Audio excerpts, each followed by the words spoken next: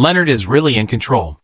He really doesn't laugh when interacting with the fans, even when he's sitting in front of the camera, and it's very unnatural. You can only play with the ball in your hand, and it's awkward. There was a picture that showed that he would unconsciously take out his cell phone or hide it in front of the camera. However, the picture of Pite exposed everything. Duncan used to taunt, "I've never seen this kid laugh, even if he won the FMVP, and his only laugh would be a shock. I don't even know what you said." But we have to forgive Leonard because most people can't stand the sadness he's been through. Unlike many football stars who play for the common people, Leonard's family is a middle-class family. His father, Mark, was a basketball player. His mother was also a teacher. At the age of 6, his parents' divorce made him become silent.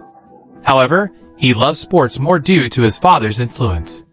He put all his usual worries into training. At the age of 15, he gradually became a dual-talented player in volleyball and basketball. However, the biggest tragedy happened on January 18, 2008. At that time, 16-year-old Leonard was in high school league. His father, Mark, was running a car wash shop. He was about to close the door and go to see his son's game.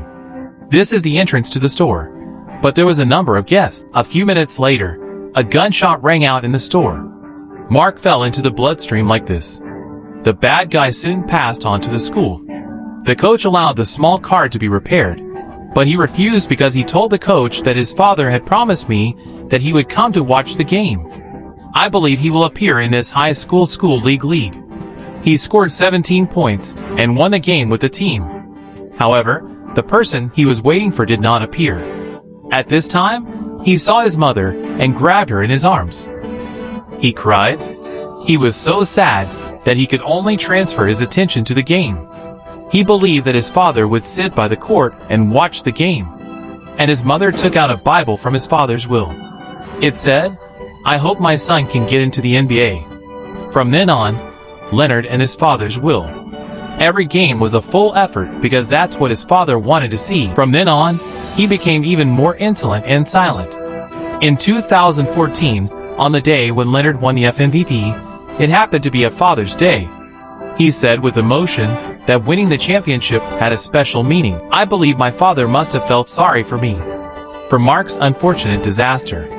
So far, in order to find the motive of the killer has always been a mystery. Leonard, who became famous, also said, "I don't know who the killer is, but it might be a little bit better. That's too unreal to me."